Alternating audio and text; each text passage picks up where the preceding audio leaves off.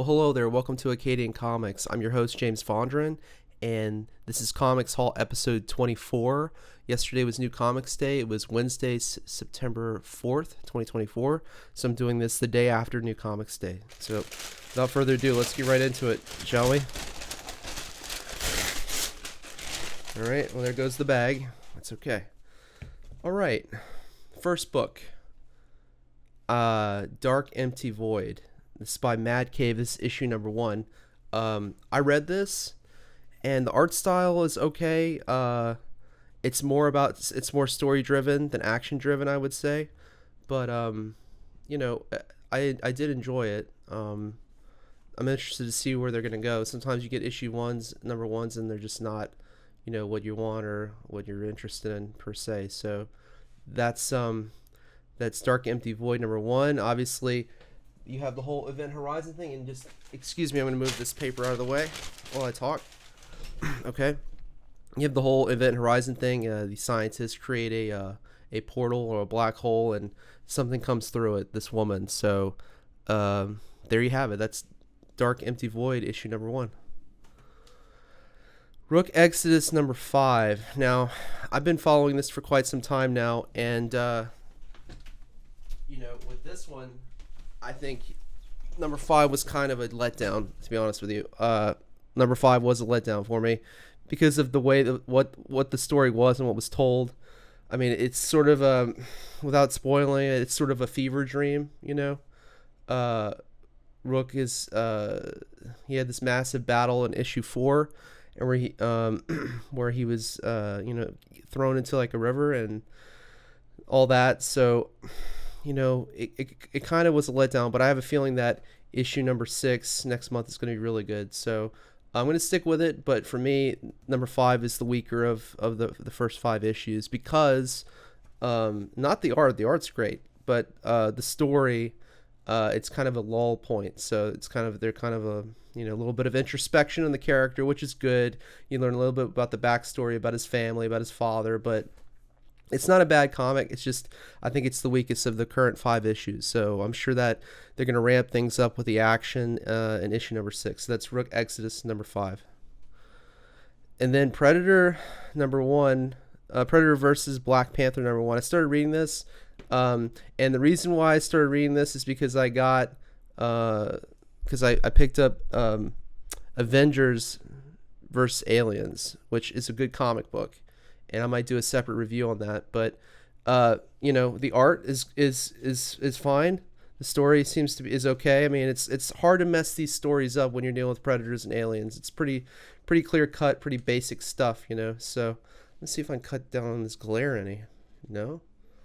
Okay, I'm just gonna have to hold it a certain way at a certain angle, I guess. Okay, sorry about that. But anyway, that's Predator versus Black Panther number 1. Duck and Cover. I got 2 issues of this by mistake, but I read Duck and Cover first issue. It's kind of an alternate history of what if an atomic bomb went off and other things happened. So it's fine. I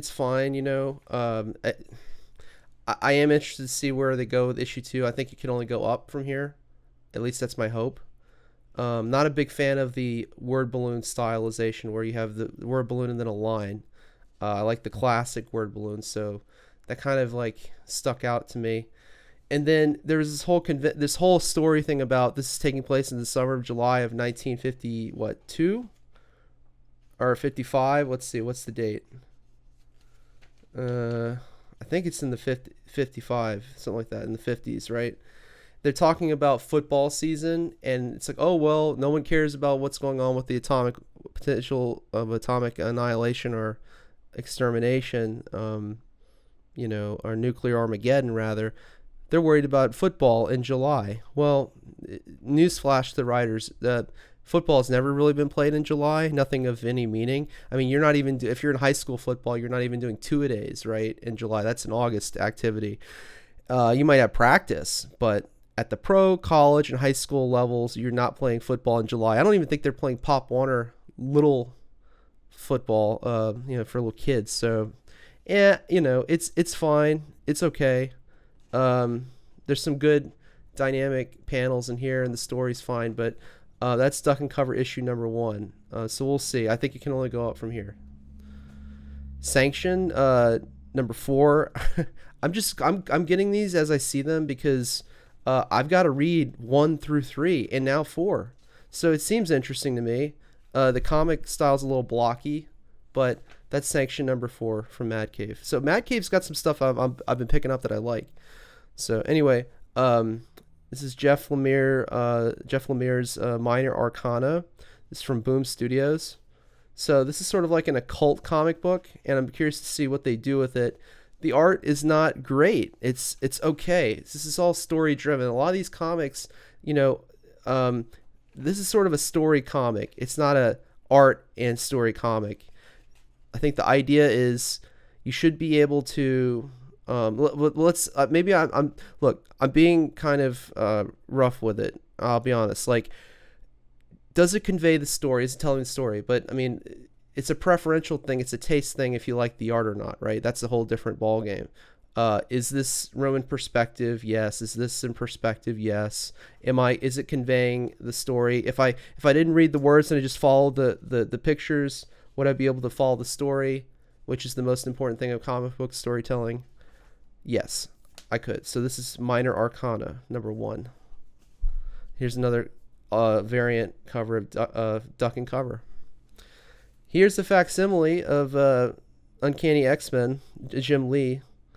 It's issue 274. So, got to open this up for the classics. Now we're getting our eye feast, right? Now we're getting that comic book art that we really love and enjoy, and our eye feast. So, you're going to see why in a minute, why I'm so spoiled. But, I mean, yeah, this is Jim Lee back in the heyday when he was really doing it, right? I mean, this is amazing work. Look at this work. Look at the dinosaurs and look at Rogue, and oh my God, this is just awesome. Look at this. She's like, as this progresses, like her clothes are getting shredded off even more and more and more. I love it. I'm going to have to go back and read this. So here you go. That's the Uncanny X-Men issue 274. The Incredible Hulk number 16, and they got me with the Blood Hunt tie-in, and I've been getting it since 15. I still got it since issue 14, so I kind of like it. I like the art style. I kind of like it. I like the panels.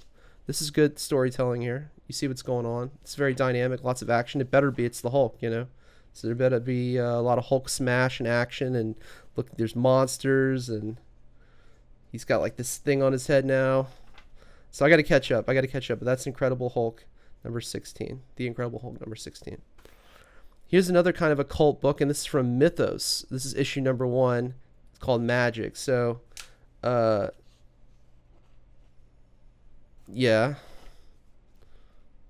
So there's like this kind of kiddie style, right? Look at the big eyes, very cartoonish.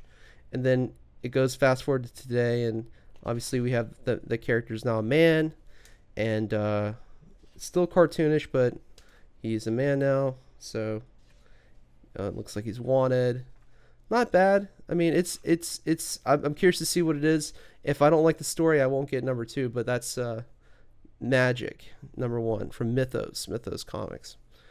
Okay, before you say, oh my God, I'm clicking off this video, I'll be honest, like, I did not hate The Acolyte, okay? If you can put kind of like what your dogmatic position is on what a Star Wars movie or story should be, you can enjoy things like The Acolyte. Yes, it has some cringe moments. Yes, there's girl boss moments. Yes. But listen, here's the bottom line. There has not been a true Star Wars movie since Revenge of the Sith. It has to be made by George Lucas. If George Lucas is not involved in any way and he is not making that movie, it is not a real Star Wars movie. Everything since Disney bought Star Wars has been fan fiction, okay? So, with that being said, I thought I'd pick up The Acolyte number 1. It's a number 1. And just look at some of the art and read the story. I mean, I'll probably pick up Darth Vader number 50 when that comes out later this month. Maybe next week. I don't know. That'd be nice. I like Darth Vader number 49. So, the art is not bad, okay? Is the story good? You got a story with the Wookiee Jedi, and then, you know, you got some other Jedi here that we don't know about, and it can only, again, like I said with the other comic, it can only go up from here. With Duck and Cover, the story in a comic book format can only go up from here. Now, I draw the line at Ahsoka. You know, I'm not going to buy Ahsoka, but yeah. Okay, that's the Acolyte #1. And I thought I'd get this one, New England. A New England. I mean, look, you got Angry Wolves, and you have the Pilgrims. I mean, that's pretty badass. I mean, you know, we're gonna get some American history here. Look, you got actual John Winthrop. He's the first governor of Massachusetts.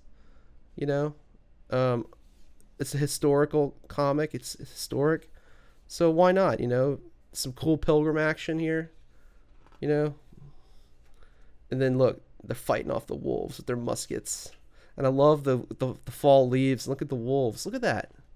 That's awesome. Like, that's quality right there. I'm sorry. I don't care what anybody says. This is quality art. This is a well-drawn, well-executed comic book about pilgrims. Think about it. You've got all this other stuff. You got a Duck and Cover, and, you know, all these. See, that's what I'm saying. Like, if you can find quality, it's your hard-earned money. So find quality and look for it, you know. But I saw this in the store. I'm like, what? And they had another one too, but I'm like, what? Pilgrims, look at this ship. Look, someone drew the framing of a ship. I mean, that's awesome, right? That's awesome. So, look at that. Paul Revere. It's badass. Look at that. Anyway, and this is by, what, US Comics? Yeah. Yeah. Joe Bennett. Joe Bennett did the pencils. Well, there you go. There's your answer, right? Joe Bennett did the artwork in here. So there it is. Well, I hope you enjoyed this episode of Comics Haul number 24, and there'll be more I do every week. We do Comics Haul every week, so I hope you enjoyed this video. If you have not, please hit the like button and subscribe to the channel, and we'll catch you right here next time at Acadian Comics. Bye for now.